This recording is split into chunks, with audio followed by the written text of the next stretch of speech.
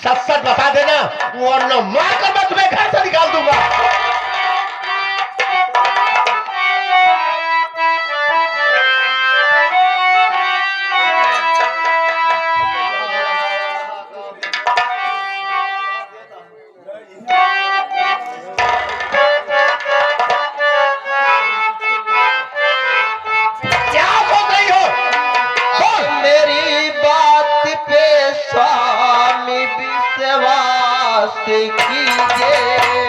क्या विश्वास करूं कि ये मैं जाना चाहता हूं।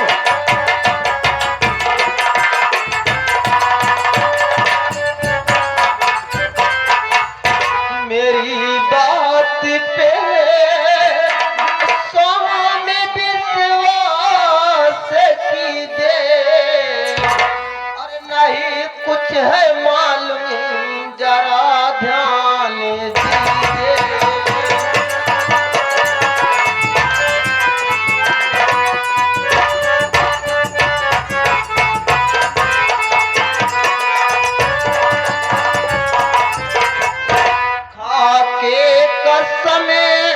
अपनी मैं कह रही हूँ, खाके कसम अपनी मैं कह रही हूँ। अरे लगी आग तन में नहीं कुछ है मालूम, कुछ नहीं मालूम है।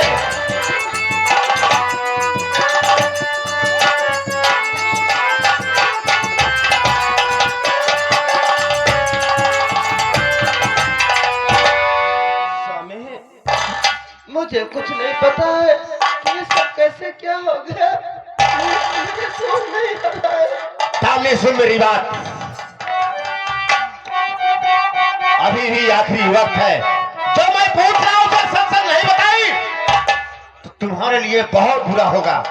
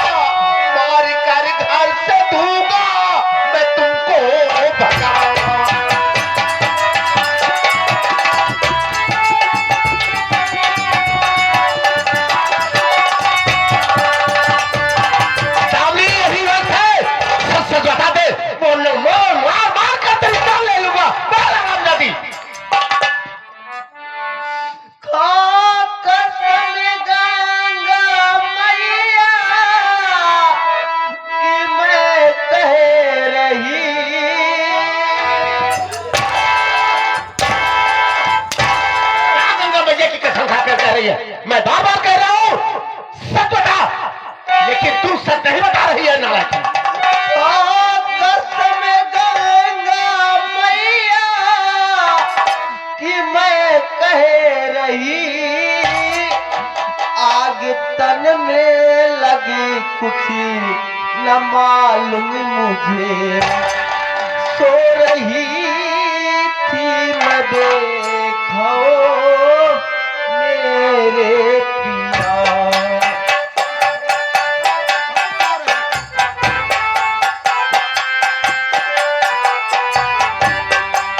सो रही थी मैं देखो मेरे पिया। इससे ज्यादा मुझे कुछ है मालूम नहीं, इससे ज्यादा मुझे कुछ है।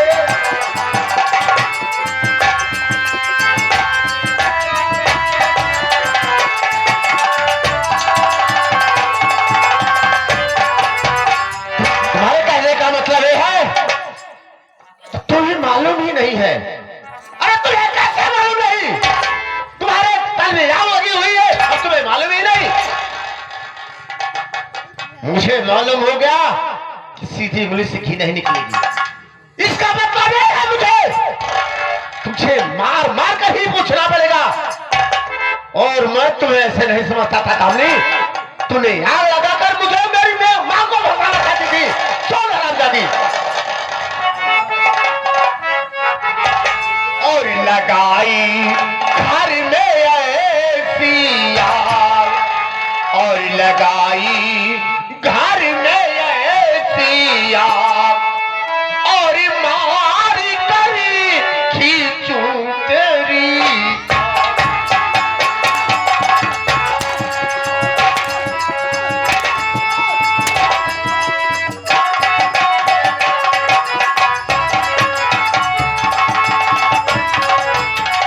ऐसे करते हुए जरा न तूने सोची, और याद लगा कर तू मुझे और मेरी माँ को फंसाना चाहती, और खींचूं तेरी तनी से खाल, और मार कर ले लूं तेरी जान।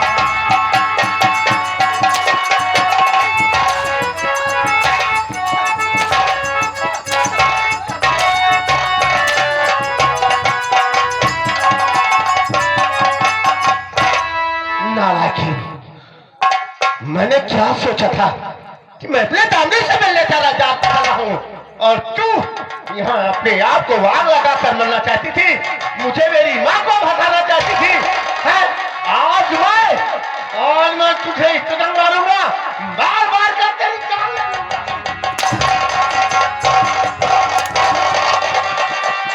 हो जाएगा, आज मैं इसे जड़ों से मार डालूंगा। अरे वाह, कैसे पति हो तुम, ये पत्नी के ऊपर विश्वास नहीं है। क्या विश्वास करूं? क्या विश्वास करूं? चाहते हो ना, आज मैं तेरी जान ले लूंगा।